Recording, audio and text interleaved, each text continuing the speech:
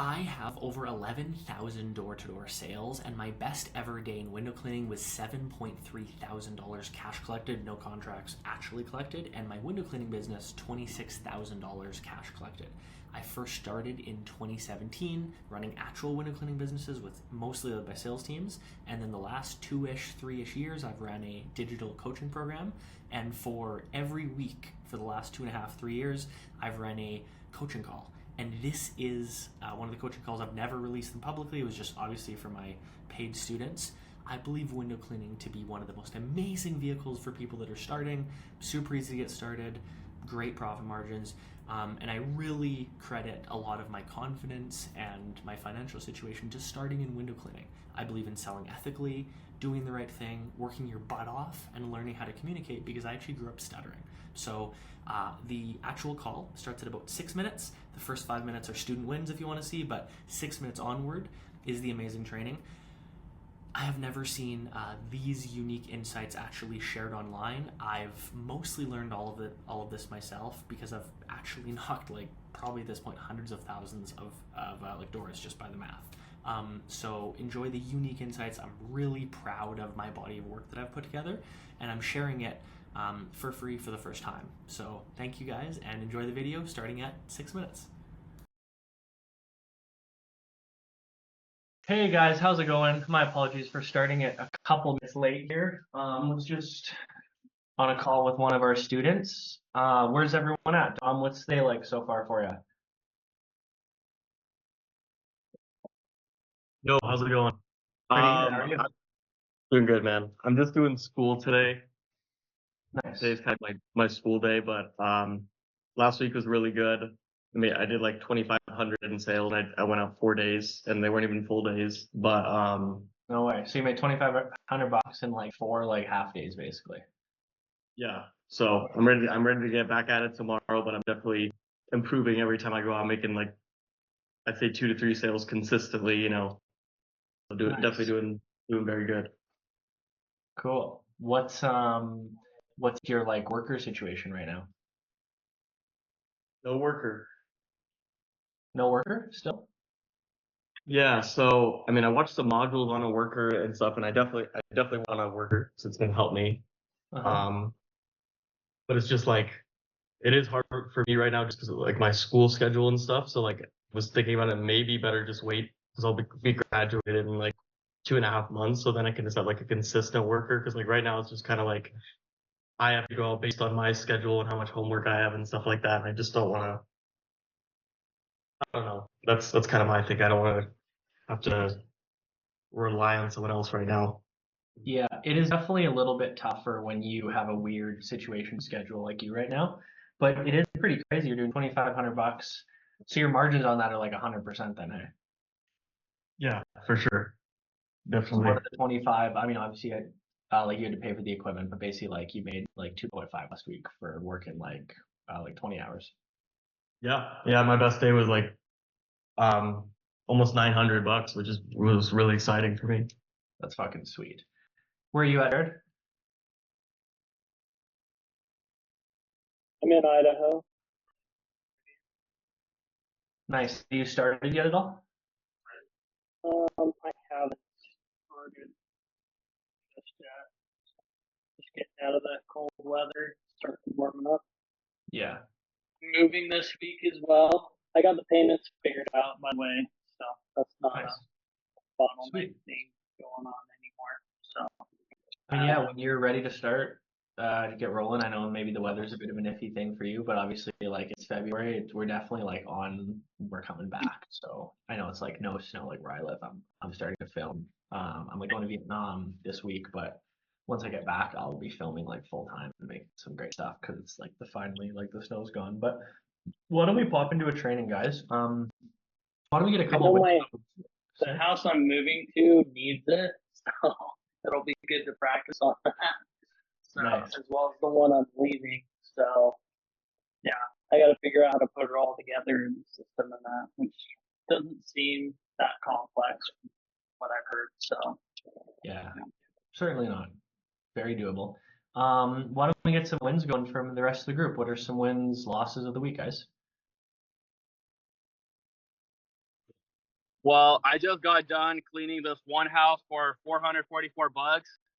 Beautiful. So we're going on to the second house right now with the worker in the back, and then I also bought a new fan. Well, it's new to me, but I bought it for $3,000. It was a steal, but it turns out it has some engine issues. So I was like looking at how to like repair this stuff, and it's like too complicated. I'm like, you know what? I'm gonna take it off to the mechanic, see if it's worth replacing. But we're expanding. Beautiful. That's awesome, dude. Happy to hear. I know Seattle has a lot of money too, so you should be cooking. Let's do a couple more and then we'll pop into a training.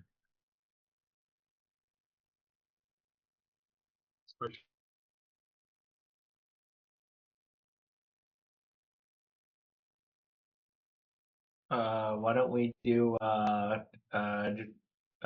Billy R?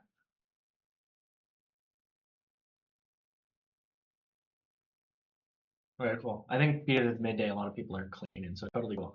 I'll show My you- bad. Can you hear me? Yeah. Yeah, my bad. I actually am cleaning right now. But yeah, like first 20 minutes out here out in San Diego, just doing a $300 job right now. So it's been taking me about an hour and a half. I'm about to wrap up right now. So about to just get going. But yeah, it's been a good day so far. Beautiful. Cool. Well, let's get rolling. I'm gonna do actually a different sale. Why don't we do this one? Actually, is a really good example for the front of the presentation. Hi, Hey, miss, how are you? good, how are you? Living the dream. So I want the focus of this training to be on the front end, not taking things logically, and instead spinning everything the homeowner says into a positive. Everything the homeowner says. And I want you to be extremely wacky when you think about this. Like, I've even said stuff like jokingly, and it still kind of works. Like, people are like, oh, we don't have any money, I'm broke. And I'm like, oh, awesome, we're giving a bit of a discount for brokies out there. I'll go around and give you a quick price. And it's joking, but it's like actually serious. Like, if you can, with a positive attitude, spin everything in a positive way, you will get an enormous amount of sales. Like, this summer, I want you guys to actually step the fuck up. Like, what if you guys actually made $3,000 a fucking day? What if? You can do it. We're going into the summer. If you guys have been selling through the winter, the hardest fucking time to sell, then the summer will be a fucking cakewalk for you. If you get ready, you prepare, you do all the little things. So focus of this training is going to be spinning everything in a positive way. Have you seen us on 8th or St. Monica? Last 2 days?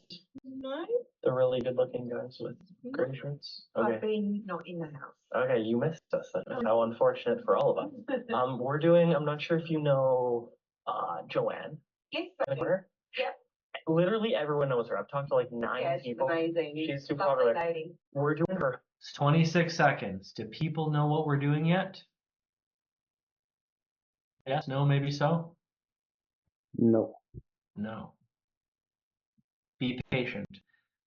I don't know if you guys have ever played hockey, but in hockey, and this is probably applicable to a lot of other sports too, in hockey, there's a thing called a power play, which is basically when the other team gets a penalty, it goes from 5-on-5 to 5-on-4. And because everyone's so skilled, basically when you are on the penalty kill, i.e. you have the 4 people, you basically just like have to play defense and play really tight and just like let them pass, just pass around you and hopefully they don't get any chances in the inside or whatever. But like the game is completely different when it's a power play versus like even strength, like regular. And on a power play, what happens is basically the defenseman goes behind the net and like forward swing and like at a ton of speed and you like hit them with speed and then they bust through the zone. But one of my coaches that made a massive impact on me was one time like, yo, don't be in a rush to be shit. Like, this thing is we have 2 minutes on the power play. Let's take the time we need. Let's take like 30 seconds and get set and then go with speed on a beautiful play as opposed to just like rushing it. Don't be in a rush to be shit. You're blessed with the opportunity every single time someone answers the door to take them through the sales process. There's enough people that are going to answer. People are going to answer, people aren't going to answer.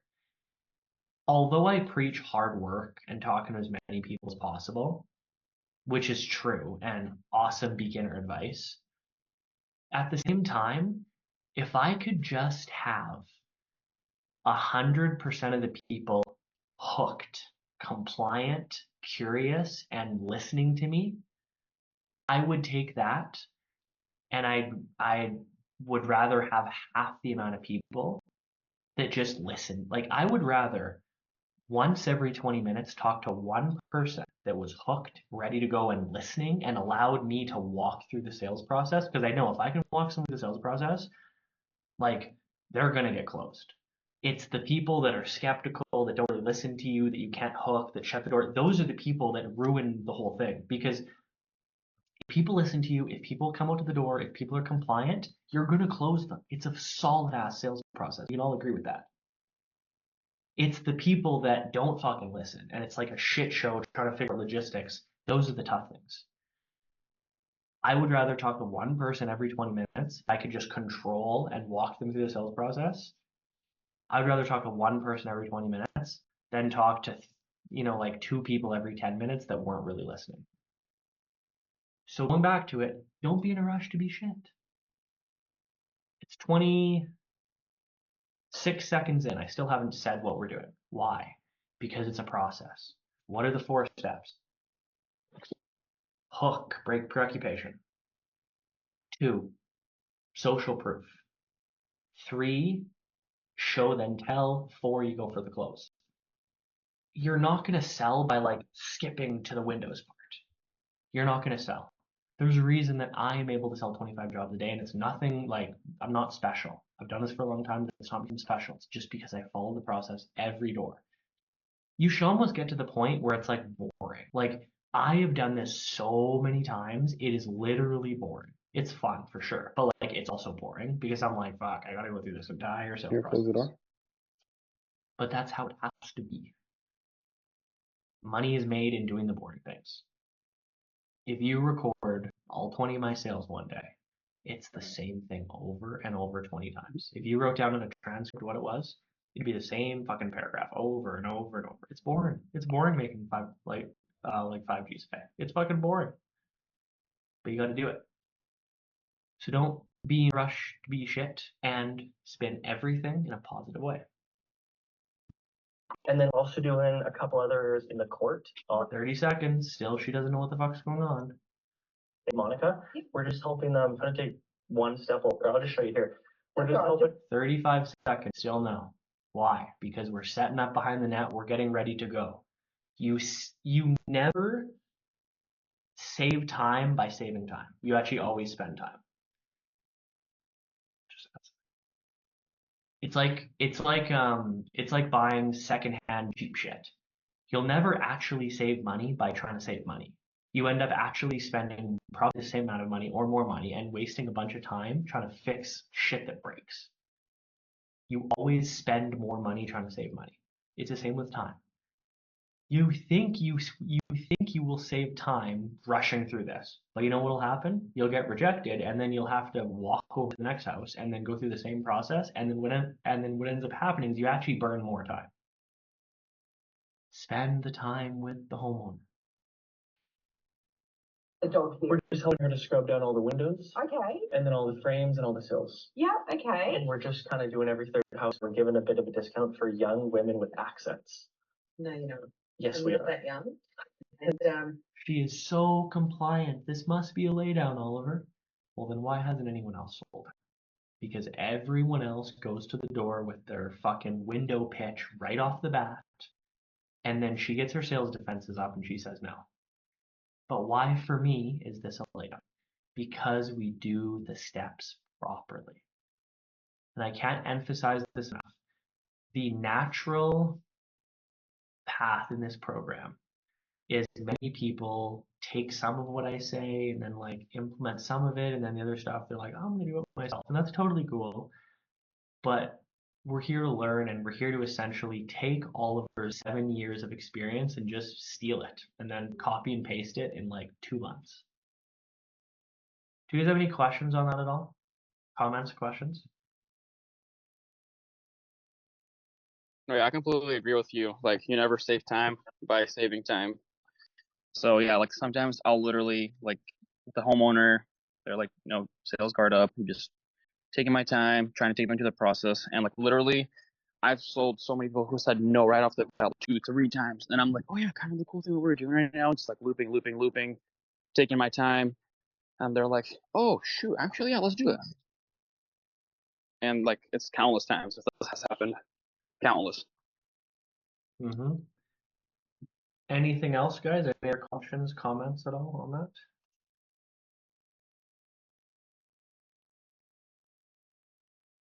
Once in a while, you should even have the homeowner get upset with you and be like, okay, what are you guys doing? Okay, just tell me, what are you guys doing? Because they're so like, you've delayed it for so long. And there's obviously nuance with that. But like, it took me so long to tell her what we were doing. At a point, some people are almost like, okay, just tell me what you're doing. You should have that over telling them too quickly. Because if you tell them too quickly, then they'll just say no. It's just how the sales process works. You've got a house full of enablers that are quite capable of doing that. Sweet. So the theme of the training was turning every positive or turning every negative into a positive in a calibrated pushback in a loop. So she's going to say, I have a house full of males. The common thing that many people will say or come back with as a framework is they'll start debating and being logical. What is my goal right now? The only goal I have. What is the goal?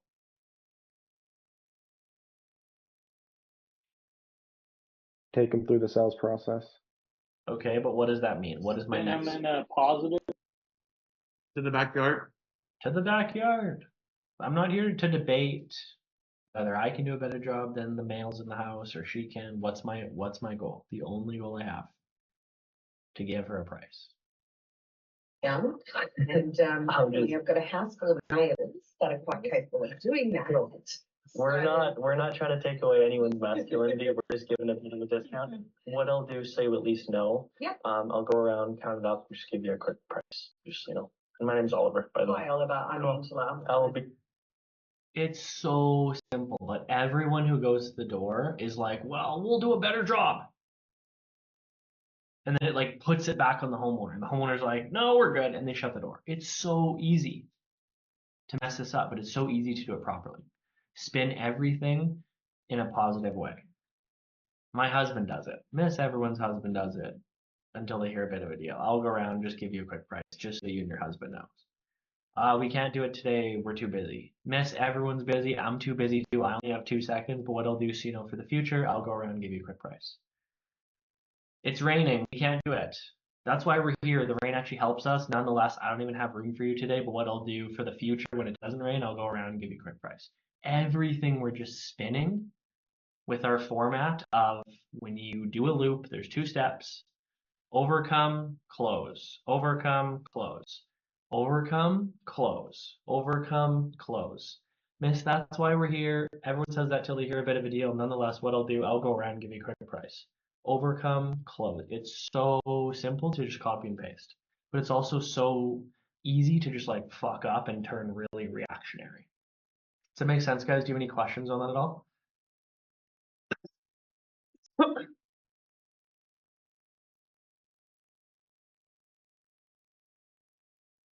Okay, what I'm going to do, we're going to go down the list here. Everyone have their mics on, and we're going to do some role play. So, front end of the script, Billy, we're good.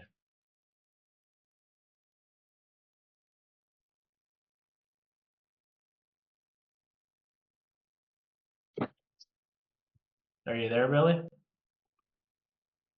Cool, we'll do Garrett, we're good.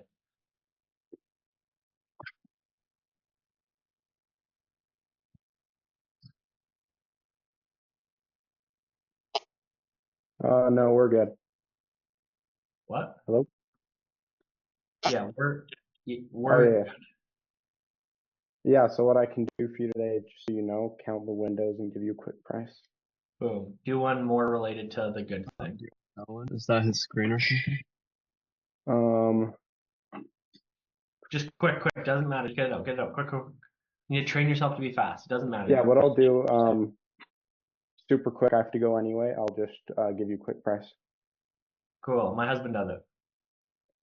Yeah, most husbands love to do it, but we're not trying to take anyone's masculinity, so I'll just count them up, give you a quick price.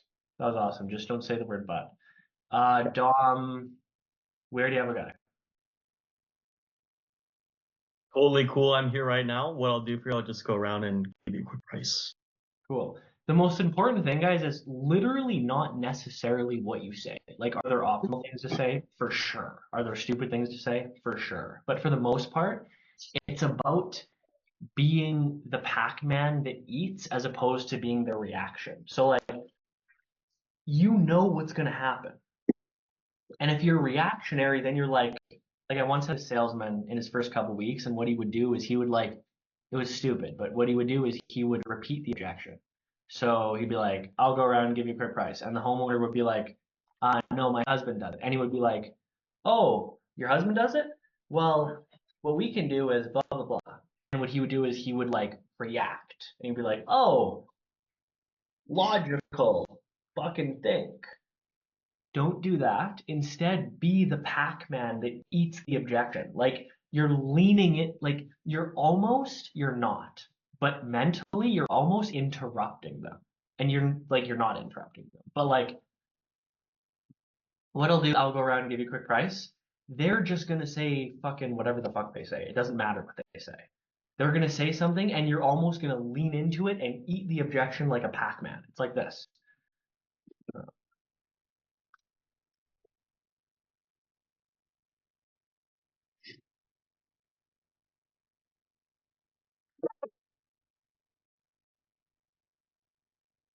Fuck is this?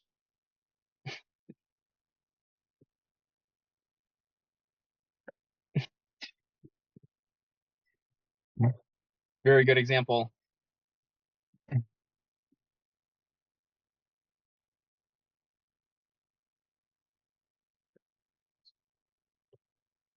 Okay.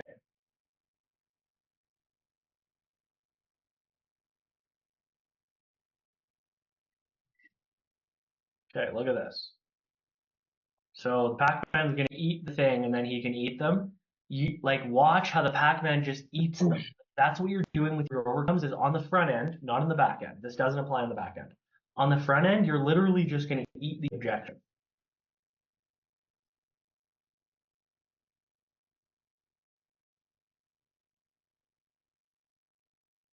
You guys are really good at Pac-Man too. Holy fuck. Come on. When is he gonna eat? Holy, he's ripping it. Okay, he's gonna eat it here. We'll see. Okay, now he's gonna eat it. Okay, it's but the point is, do you see how he eats the objection as opposed to being reactionary to the objection? It's little, but that's how I think about it mentally. Does that make sense, guys? Thumbs up, thumbs down? Cool. Yes, sir. The biggest thing you can do on the doors, on the front end of the presentation, is eat the objection, because you know what they're going to say anyways. Because it doesn't really matter what they say. Every 99% of the time, the way the script is structured, what they're gonna say is something along the lines of it's not like they're just gonna yell salmon. They're gonna say, not interested, my husband does it, we're good, we already have a guy. They're gonna say 5 different things that all mean the same thing, which is, I don't understand really what you're doing, and I just want to get you the fuck off my doorstep.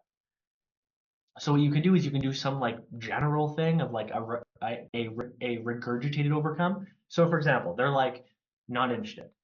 You can be like, yeah, that's kind of why we're here. What we do is we actually do the top windows, blah, blah, blah. What I'll do, I'll just give you a quick price. You can do something general, or what you can do is you can tie in what they said as the reason you're here. So my husband does it. That's actually why we got called out. A lot of the husbands have been calling us out. What I'll do, I'm not trying to take anyone's masculinity. I'll just go around and just give you a quick price, tie back the husband, so that you and your husband can know and at least talk about it. It's raining. Tie in the rain objection. Yeah, that's actually why we're here. We got called out because of the rain. The rain actually helps us do a pre-scrub, and we're just giving a bit of a discount for the future. What I'll do, so you at least know, I'll go around and give you a quick price. I hope I didn't spend too much time on that, but I just want to really emphasize that it doesn't matter what you say. Everyone focuses on trying to say the best thing at the door when there is no best thing. It's having the energy to eat the objection quick, fast, and witty. Everyone's like, oh, how are you so witty at the door? It's not even witty. It's just me. And like, what you should do for an exercise is when they say the objection, just immediately fucking go on, like, just say something because what'll what sort of people tend to do is they wait and try to say the perfect thing when there is no perfect thing. Start speaking and it will force your brain to literally just compute as fast as fucking possible. And you're probably going to say something stupid at the beginning, but what it will do is force your brain to go faster. And then you'll be able to be really witty at the door. It's like speed reading. You read at regular pace, and then if you go on a speed reading website, the shit goes like faster. And it's like, okay, I can read it, I can read it, I can read it, I can't. And then you spend time on that speed, and then all of a sudden you're reading really fucking fast because you're just put in a situation where you have to read. But anyways, now of that, we're gonna go back into the sale. Does that make sense? Do you guys have any questions on that at all?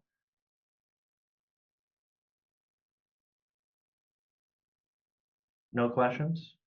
There has to be one or two questions. So if you notice that with yourself, the wittiness is just, you get warmed up and you get momentum as you past, or you just don't really notice it much anymore because you're in flow, you've just done it so many times. I think on the macro level, the more you do it, the better you are in general. But in terms of an intraday thing, like when I start the day, I'm not as like sharp as I am like 2 hours in. Like 2 hours in, I'm warmed up, I'm feeling good, I'm confident, I'm free from outcome, and I'm feeling a lot better, which makes me be a lot better. So just like as you get better in general, but then as you go along the day and you get momentum, you also get a bit sharper. So it's just something where you just got to spend the time doing it and and kind of just put in uncomfortable situations where you kind of do suck, but then you like start to just get momentum. We'll just send you a text. We're not that young, and I've got a house full of males that are quite capable of doing that. We're not trying to take away anyone's masculinity. We're just giving it. Do you see how at the end too, I don't interrupt her, but I'm like fucking I'm like waiting for her to say whatever she's gonna say, and I'm fucking pounce on it like a cougar. I almost do interrupt the last word because I'm trying to be so quick. Watch, just listen to this. That are quite capable of doing that. We're not trying to take away anyone's masculinity. Yeah, like if I wouldn't have kind of said that, she would have kept just rambling on. So you're a cougar eating a gazelle. You gotta fucking pounce on it. We're just giving it a discount. What I'll do, so you at least know. Yep. I'll go around, count it up, and just give you a quick price. Just so you know. My name's Oliver, by the way. Hi, Oliver. I'm Angela. I'll be 1 minute and I'll meet you back here. Yes, no problem. Thanks. And then I talk about this all the time, minor stuff, but what you can also do is, it's a little trick that I do. If you notice when I'll go around and give you a quick price. A lot of the times they're like this. It's not a no or a yes. It's just like I'm not sure. So then what you do is you kind of, and I'll replay it quickly. I'll go around and give you a quick price. Name's Oliver, by the way. And then they acknowledge the name's Oliver, which by de facto means they didn't say no to go around. And you're like, name's Oliver, by the way. Nice to meet you. Cool, I'll be 1 minute. And then now it's like weird for them to say no. Like, it's a little thing, but you can get to way more backyards if you do it. I'll be giving a discount. What I'll do, so you at least know. Yep. I'll go around, count it up, just give you a quick price. Just so you know. And my name's Oliver, by the way. Oliver, I'm Angela. I'll be 1 minute and I'll meet you back here. So do you see how she never said yes to me going around the backyard, but she said yes, or she said nice to meet you or whatever? It's just like little mental trickery. Because once as well, name's Oliver, by the way. Oh, nice to meet you. Cool, I'll be 1 minute. It's like more uncalibrated and weird for her to say no after than it is before. She's like, she kind of feels stupid now because you take 2 steps back and then it's been like 0.6 seconds. And every half second that goes by that she doesn't say no it's more weird for her to say no because she already kind of like didn't say no in the first place. So it's almost like this weird mental wizardry where you're making it weirder for them to say no, like they're breaking societal norms and like just speech by them saying no after. Does that make sense, or is that like, did I not really explain that well? Do you have any questions on that at all? Okay. That's how a lot of times you can get into the backyard objectionless. But a lot of other people, like, I'm telling you, if someone knocked this door and they didn't have the skills and the frameworks, they just wouldn't get sold. Like, it just wouldn't happen. One thing. You beat me to the knock. My name is Oliver. How are you? Brett. Did your partner? So when the husband, the wife, the other spouse comes out, this is actually a beautiful situation, to be honest, because the wife was just like, yo, I'm not the boss, the husband's the boss, sent boss man out. You essentially need to repitch the whole thing from the husband because the husband doesn't know the social proof. He doesn't know the stuff that you showed the wife. You essentially have to expedited pitch the whole thing, going through all of the things, the social proof, the showing, and then obviously the 5 steps. I'm on the back end. Just don't take the shortcuts. Don't be in a rush. You have a man that was told by his wife to go out there. This is a sale if you don't fuck it up. You just have to take them through the whole process. So you got to repitch them, especially the social proof part. Yes. Did your partner kind of mention? Yeah, Cool. so we bought this a couple of months ago, and Nice. Welcome Yeah. to the neighborhood. yeah, it's great. Where did you guys move before or live before? We're Australian, but we lived in Chile, South America, for 2.5 years. Oh wow. And why Oh, like yeah. this city? It's kind of I, odd. I was He's Australian. He's a nice guy. I'm just kind of like, I don't usually do this at all. This is not necessary. This could have probably been done without it, but I just felt like he was Australian, which led me to believe that he's never really had his windows done, just moved into Canada. I wanted to build rapport because in Canada, or at least like as a North American resident, you get knocked a lot, so you kind of know the game of like door-to-door solicitation. I wanted to make him just like feel safe and not scammy, which would allow me to close the deal much easier with no objections on the back end. So again, you don't save time by trying to save time. It would actually have lasted longer because if I don't build certainty at the beginning for this guy, he will at the end have a bunch of objections, which will actually make it harder for me and actually take up more time. Versus if I try and just invest the time in the future, you save the time back end. for a Canadian mining company, Oh nice. Kaminko, Cool. on a project down there. So they asked us to come to Canada, so. Well, welcome. It's a beautiful country. Open, I think. So yeah, So you're doing window washing? Yes, and we do a couple different things. We not only do all the actual glass, Yep. we do the frames Okay. and the sills, just because the dirt kind of tends to sit. Yeah, right, gotcha. And we do all 3 levels, basement, main, top. It's usually a bit expensive. If you would call us out, our corporate rate just to you guys would be $349. Because we're doing Joanne and like a couple of the neighbors. Yep. We take Minor thing here, but I'm really aware of where he is and I'm trying to get my head below him. Like he's standing like this, I'm not standing on the top step because that would just be silly because that would be me like overpowering him. I always want to give the illusion that he's in control and make him feel safe.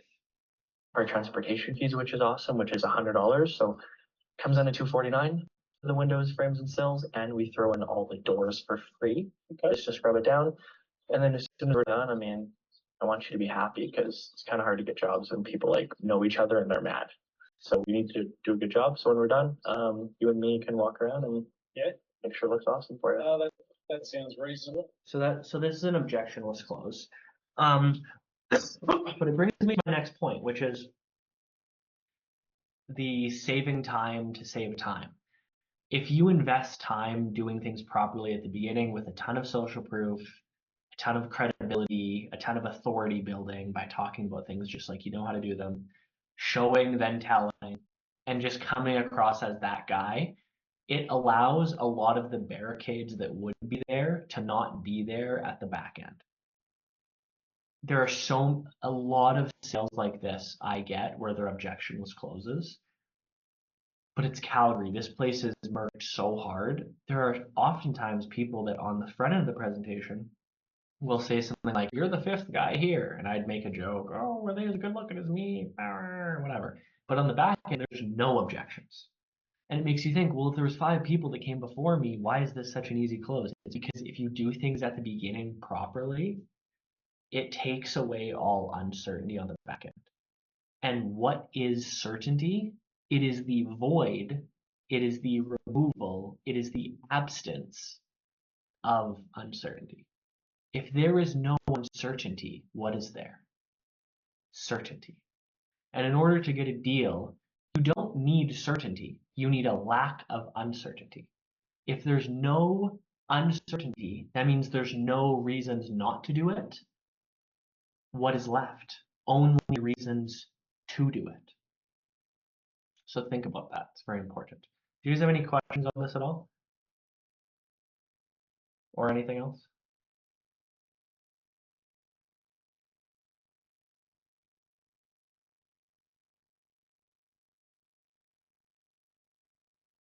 Cool. I guess we're done then. I mean, like sometimes I still have a hard time with like wife saying, "Oh yeah, my husband does it." I'm like, "Oh yeah, we love helping husbands who do it," and like I'm still kind of learning and getting better. And I was kind of wondering, what are some other things that I could maybe say? Can you say that again? I just So didn't get the last part. yeah, so sometimes I'll talk to like the homeowner, like the wife or something, and she's like, "Oh yeah, like my husband's the one who does it." I'm like, "Yeah, we love helping husbands who do it. Kind of cool thing we do all the ones on the top. Sometimes husbands don't like to do Is it. the front end or the back end? Sometimes on the front end and sometimes on the back end. Cool. So we already talked about the front end, but I'll cover it quickly because I think you're talking about more so like the back end, right? More so. Yeah. Okay.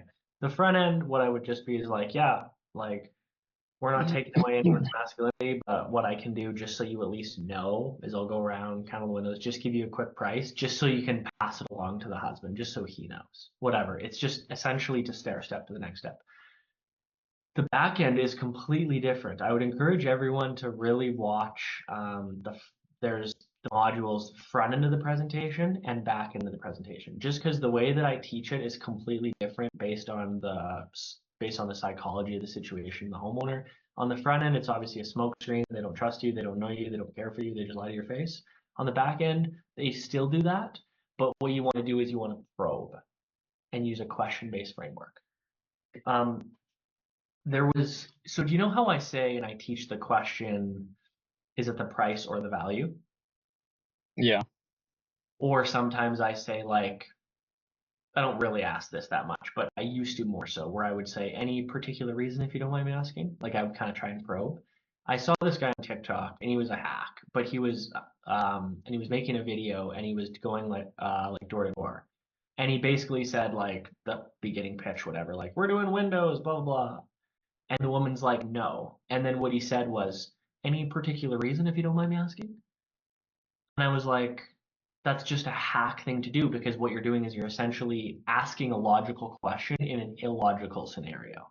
It's like, any particular reason? Well, because I don't like or trust you or fucking have any value. Get the fuck out of here. That's what the reason is. But it's like, it like ruins the structure of the presentation. So I would just encourage you guys, because it is very different to watch the front half and the back half. The back half requires more of a question-based framework. After the first objection, the front half is just like chaos eating like the Pacman. So, in regards to the husband objection, I want you to focus on doing a couple things maybe better or like optimize, because if you do them better on the front end of the back, like on the back, but at the beginning of the back, going through the 5 steps, you'll get less objections on the back. So I want you to really pull the homeowner out, show all the time, show all the dirt, show all the dust, talk about how high the windows are, talk about how you guys use water-fed poles so you don't have to climb up there. Also, you can throw in a couple talk tracks of like, for example, you're in your description scope of services and you're like, yeah, we do the windows, the frames and sills. A lot of the neighbors actually really like that we do all the top windows too, because sometimes their husbands have to go up there and it's like a dangerous situation that no one likes to participate in.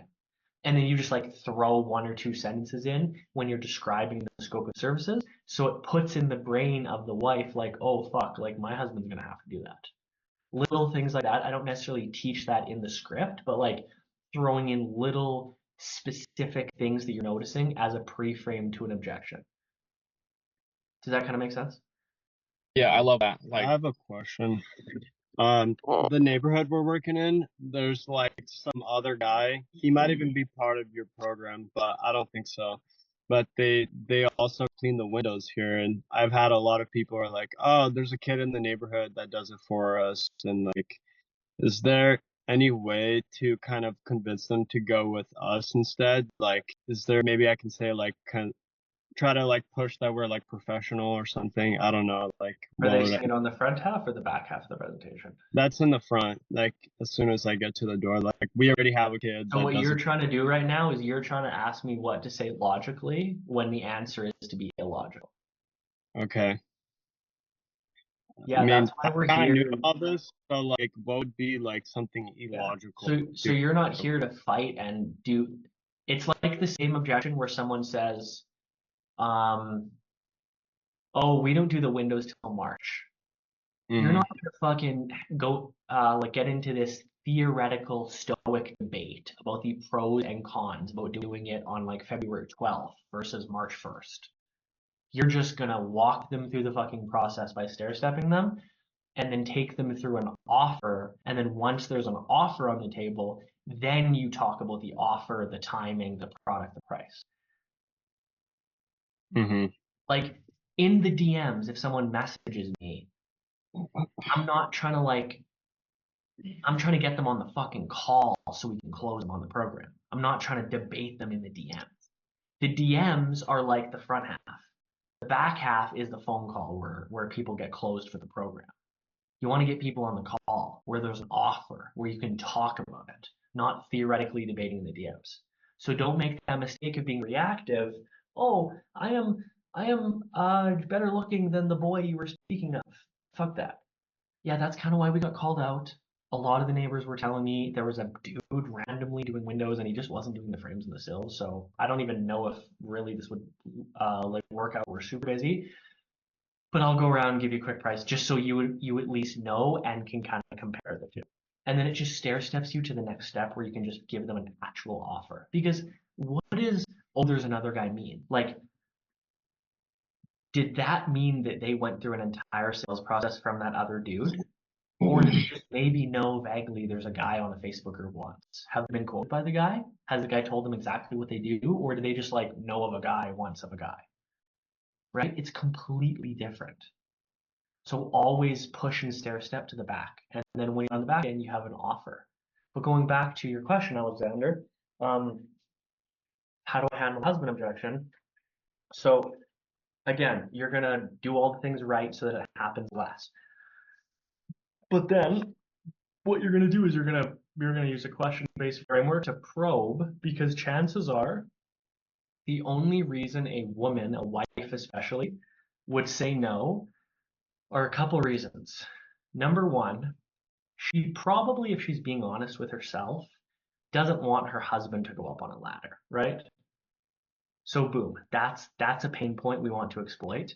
The other one is the thing of, this kind of ties into it, but the husband being busy.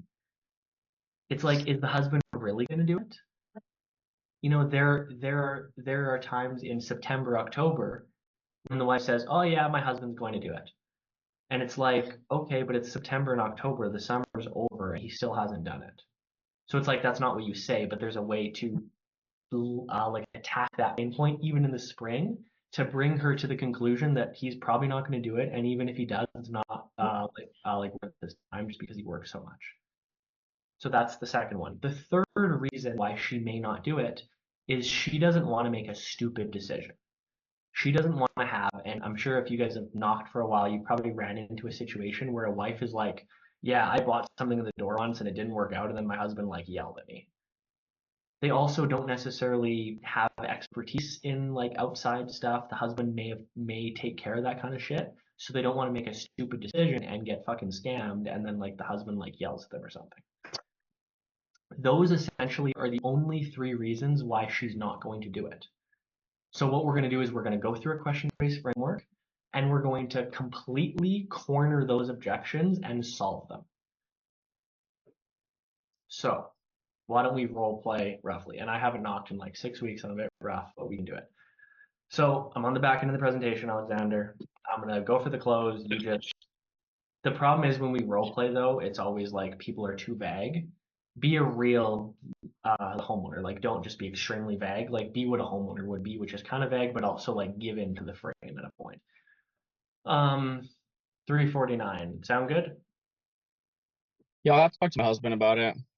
Yeah. Do you have a car? Totally cool. Yeah. Totally cool. I don't have cars on. We kind of stopped during like COVID. Is it kind of the price or the value you're a little bit hesitant on ish?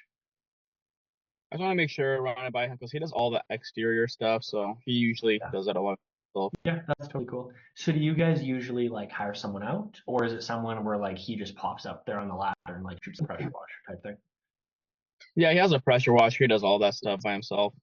Nice. And he gets the top stuff from the pressure washer? Yeah, so he does everything on the outside. So yeah, I don't think he'll really want to get it done, but I can talk to him. Nice. That's really cool. And the reason we're kind of here, a lot of the husbands, they do an awesome job. There's a ton of do-it-yourselfers in the neighborhood, and I actually encourage it. I love people to do it themselves. What a lot of the neighbors we're finding, though, is once every couple years, it's good to kind of bring in a professional just so we can actually hand clean, especially all the top stuff, as opposed to the husband, working his butt off, but just kind of like shooting like the gun up and just hoping for the best type thing. What we actually do is we hop up and actually hand clean all the frames and all the sills. And as well, the city water contains a bunch of minerals. So what happens is, although your husband like works his butt off and he shoots the pressure washer at the windows, when the water dries, do you ever notice just like how there's kind of those streaks that are left on a little bit? Yeah. Yeah, and that's just because the water has a ton of minerals. So when the water dries, then the streaks are kind of left on. So what we do, as I said, is we kind of actually pop up there, hand clean the frames, and actually use purified water so the windows dry streak free. And I'm just finishing up with Martha. Why don't we do this? If I can fit you in after Martha, so the husband doesn't have to like spend time away from you. I'm sure he's like super busy in the summer. We can actually fit you in. All I would need from you though is if you could write us an awesome review, then I could actually fit you in after Martha and take off $50 and call it $299. Does that sound okay? Okay, sounds good. So do you see how like that was rough. There's a lot of like situations, but do you see how you kind of like the goal with the question-based framework is to plug the holes where the objections would be? So essentially, there's 2 ways this could go. Like this. You ask the question, which is really good. You ask the question, cool, totally cool. So is it a situation where you guys kind of usually hire someone out, a professional, or is it where he just does it himself? The one where he does it himself, you're going to tackle the going up on a ladder. Miss, do you really want the husband to go on the ladder? Miss, if it was your ideal scenario, would you love the husband to go up on the ladder while he spends time away from you? So you want to plug the safety hole of like, she doesn't really want her fucking husband to go to go up on a ladder. Number 2, the time thing. A lot of wives are like, yeah, my husband will do it, and they're just like, because it's life, it doesn't happen because like the fuck does the husband want to come home? He works his fucking bag off and then he comes home to clean the windows. Or like on a Saturday, he's spending 4 hours with shit equipment trying to like it's not a reality for most people. For some people for sure, but for most people, no. That's a hole that you want to plug. You want to plug the pressure washing hole if she mentions it. Like, he works his butt off, but he shoots the pressure washer. The pressure washer leaves the dirt, the streaks, all that stuff. Plug that hole. Those are kind of 3 holes. And then if when you ask the question, okay, so is it something where you usually like hire someone out? And they say yes, that's actually the best answer because it means they've hired someone in the past. Now, if the person has done a shit job in the past, all your job is to do is build maximum certainty, explain everything you do and the guarantee. And then because in the past they've hired people out, it's a pre-agreed upon thing that they're like that it's okay to hire someone out as long as it's a good job. So that's actually a good thing. And you're basically going to like use that pre-agreed upon thing that's already happened and then just essentially make it seem like, okay, well, no worries, we'll just do it again. But what we're going to do is we're going to do all this, add a bunch of certainty, throw in the third party of the homeowners, and then you can even throw a guarantee, be like, and obviously, no one's taking your credit card right now. We're just going to do an awesome job for you, just like the other 10 neighbors. And then when your husband comes home, he can take a look around with you and make sure it looks perfect, so that she doesn't feel like there's any risk for a scam. Because if the husband can come home and check before payment, which by the way never happens anyway, you just say it. Obviously, you just go for the payment, and it's not a big deal. It's not a scammy thing, but like it like never like works like that. Then the wife is so willing to just go ahead with it because there's no risk. No one's going to hold her at gunpoint for the payment. We're going to do the job just like everyone else, social proof stacking. And then when your husband comes home, he can look around and make sure it looks perfect for you. There's no risk. And obviously, you just go for the payment. She'll pay you most of the time. It's not a big deal. But it's just something you say to get them over the hump. Right. I appreciate that. Do you think you could actually like use that at the door? Yeah, so I like to sometimes, I said like, yeah, I mean, I worked on the question-based framework. I'll be like, yeah, so we like helping husbands who love to do it. Kind of reason they call us out here is because husbands don't really want to get up on a ladder, risk their safety. We have super long extended fed poles, but like sometimes I feel like I'm just over explaining, and then like, but sometimes I feel like they're genuinely interested in it, and like sometimes they can push them over a little bit, but then other times it's like it's not enough value, or just there's even another lady that I knocked. She gave me all her information, and I put on the schedule, and I called her back. I'm like, hey, let's get it done. She's like, yeah, I talked to my husband. He doesn't want to get it done anymore. I'm like, all right, whatever.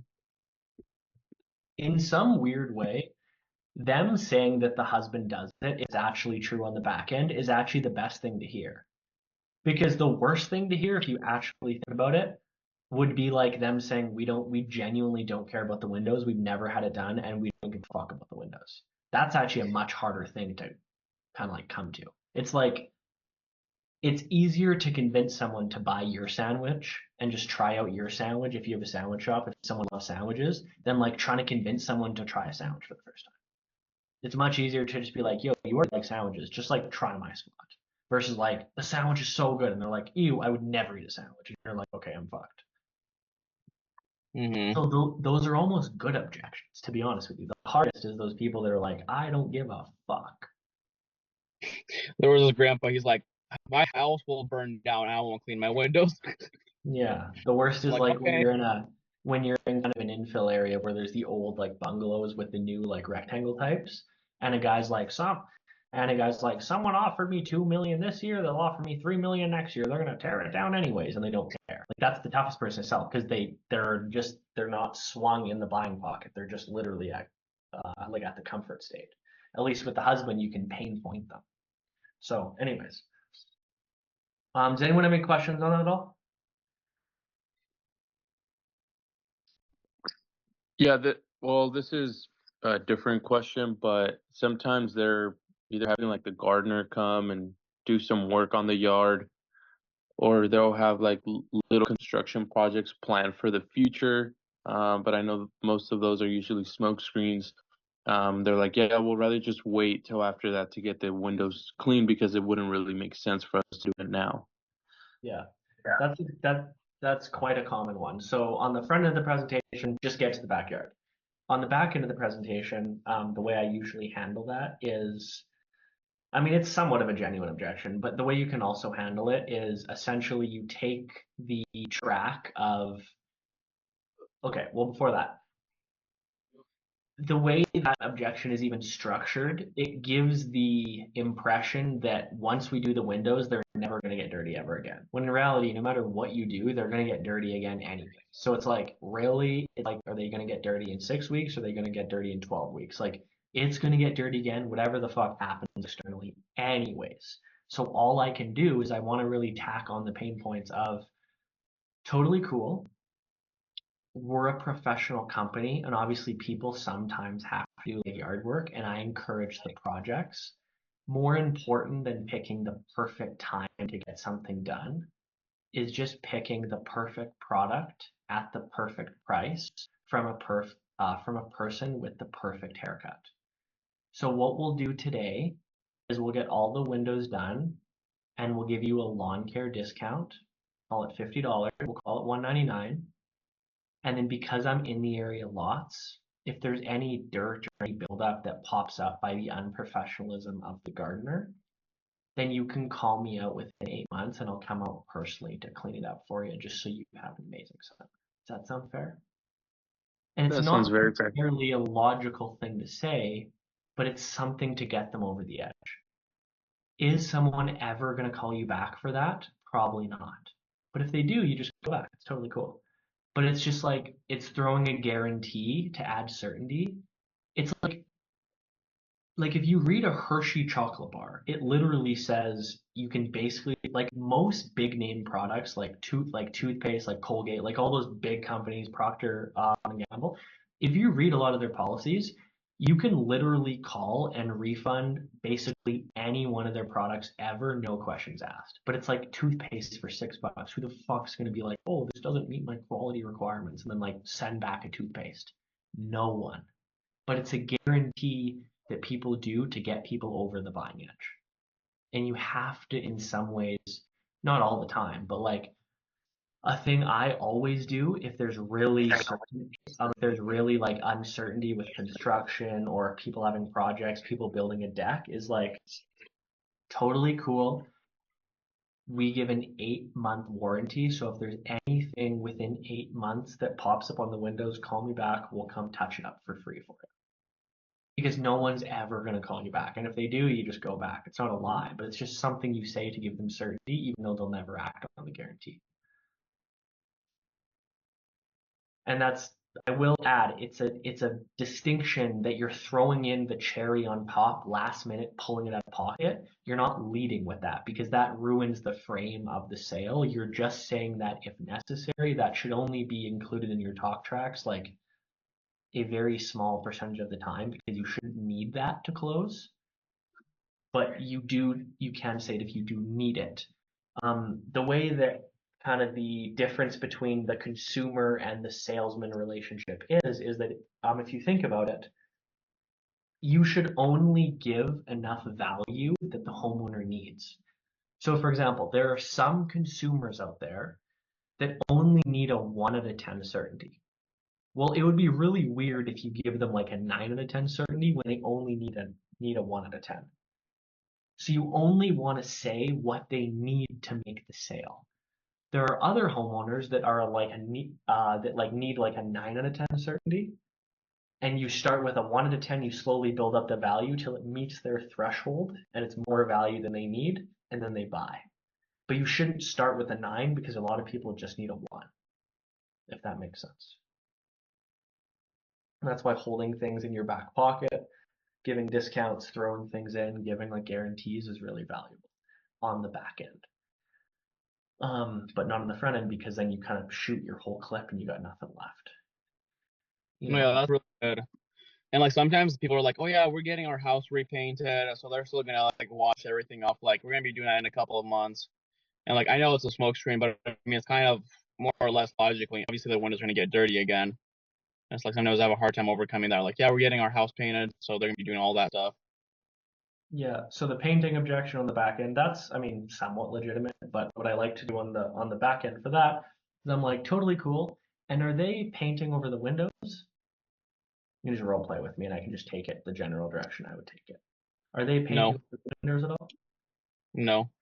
Okay. Oh, so they're just painting the frames?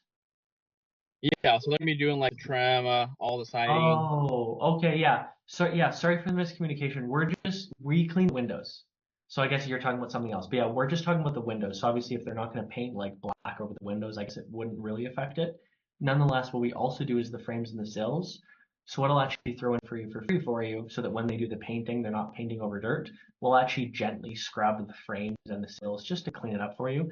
I know they're obviously going to be doing it a little bit, but obviously with the window cleaning, you get that for free. So we'll do the windows now, and then are you hiring a professional painter or like a random just dude on the street? Professional painter. Oh, okay, perfect. Obviously, like a professional in any field is not going to leave the home dirtier than when he arrived, or else like he wouldn't be a professional. Nonetheless, if the painter dirties up the windows and kind of is a little bit unprofessional, I'll be the professional I am and actually come back to touch it up for you within 8 months. Does that sound okay? Yeah. So do you see kind of how you kind of like plug the holes on that? That's how I would generally approach it. That works like an amount of time, just like anything else. Awesome. Cool. We have time for one more question, guys, before I have a hard stop at 2:12, 2:13, but do we have any other questions, guys? Ollie, I got a quick question real quick, just on regards to the 8-month warranty. So with salesmen, do you like allow them to like say that talk track? Because I'm just wondering if I have like a bunch of sales guys selling and I'm getting a bunch of callbacks and they're not with me anymore and I have to deal with all that. I wouldn't even teach them that, because Yeah, that's what I was to thinking. understand the nuance of that is very like not advanced, but like it's not like beginner stuff, because the problem is if you teach them that, what they're gonna do is they're literally just gonna do it like that's what they're gonna lead with.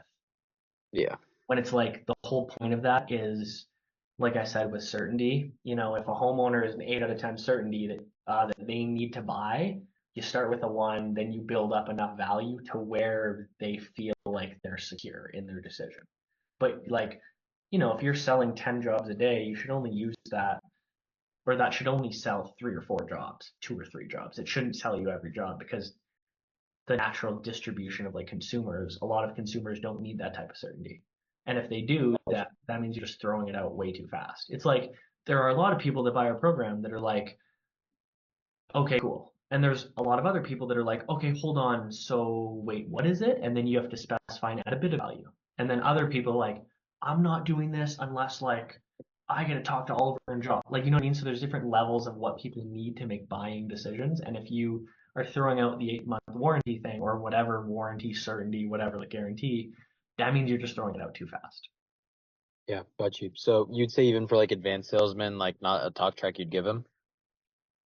Yeah, I mean, maybe at the very end, but even dude, like a lot of people just will never call you back. Like it's like for them Yeah, to be yeah. that just won't happen that much anyways, unless it's a shit job. Because although you say it, like it's this weird thing. Like the reason I love it is because it's this weird thing which sounds really sexy, yet no one will ever act on it. Like who actually in their right mind would call you in 5 months and be like, the windows are dirty again? Like, of course they're fucking dirty again. But it's something Yeah. you say that adds massive certainty. That isn't lying, that isn't unethical, but it's just something someone will never act on. Got you. Cool. Sounds good. With that guarantee, do they like in 8 months' time, if you turn that door knock into a regular customer, and they're like, "Well, I thought you had an 8-month guarantee. Like, No. can you just do it again?" Or No, I mean, no. Like it just like that just doesn't happen with the consumers. And to add on to Santi's 8-month guarantee, and then what you said, Oliver, about the being in the neighborhood quite often, do you normally like give them some type of like literature or agreement where you'll guarantee them that if they get dirty in that period that you'll come back, or almost like a quarterly service like contract? Because we Yeah, because we what? a lot of like, or especially where we're from, people have been requesting bi-yearly or quarterly services. Is that something that you're doing currently? We haven't done it too much, but this summer we're going to start selling more like contracts and everything, include that in the program. But if they're asking for it, sell the shit out of it, bro. Right. Start selling yearly contracts. Use like Homebase and get a credit card on like file and just come like buy like every 6 months or like 3 to 4 months. It's like Does Homebase have that all in there? Like, all software for that?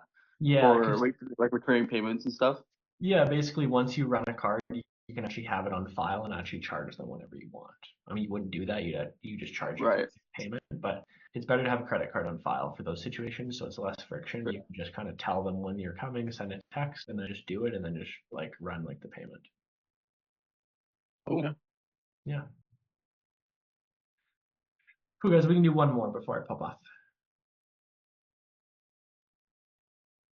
Yeah, just like I've learned that social proof is a huge thing. Like honestly, like name dropping and stuff like that, that really does increase your sales. Just when you first get on the street, I mean, like what could I say to like really get the ball rolling with them? I mean, one thing I said is because I mean I'll be like, oh, I've done 33 homes in this area. Like what can you say to just kind of give them that proof to make them feel? So when you're moving areas, are you moving like a massive area or just moving down like a cul-de-sac like a cul-de-sac type thing? I'm not moving. Maybe like at most, yeah, like I'd say a couple of cul-de-sacs, maybe like a half mile, like really not moving far away. Cool. So the way a lot of streets are is like there's like Douglasdale, there's like Douglasdale Drive, and then like Douglasdale Close, Douglasdale Crescent, Douglasdale View, Douglasdale Bank, Douglasdale Street. Is that kind of what it's like for like you as well, for the street names? Yeah, I would say so. Yeah. So if you're in Douglasdale View, like let's say just like there's a cul-de-sac, Douglasdale View, like Douglasdale Close, Douglasdale Heights, whatever the fuck. Just like so if you go into a new cul-de-sac, you're just like, hey, I just came over from Douglasdale View, or like from the View. In the View, we did 13 neighbors last couple of days. I just kind of moved over here because I ran into people like to speak to, and then boom, just resume the pitch. So I would try to use that social proof. Try to be as specific as possible if you can. If you can't and it's just like more general, then you can be like in the area, in the neighborhood, whatever. But try and be as specific as possible. Or you can even just own it, bro, and be like, hey, I just got here.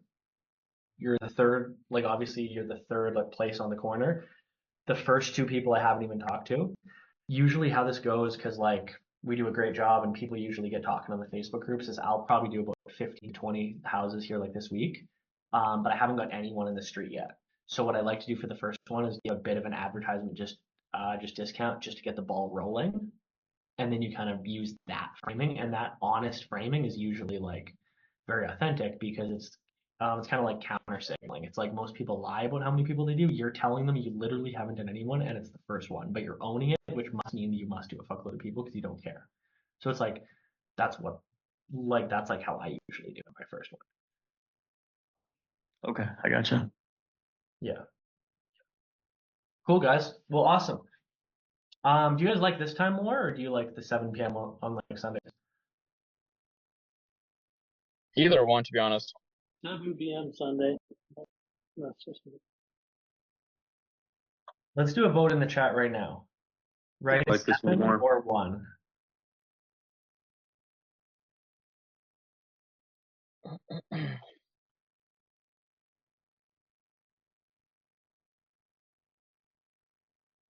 Yeah, I think people like 7 more. Cool, guys. Well, awesome. We'll continue it at 7 then. Have an awesome day, guys. Have a great week. Throw everything in the group. Really helps motivate everyone.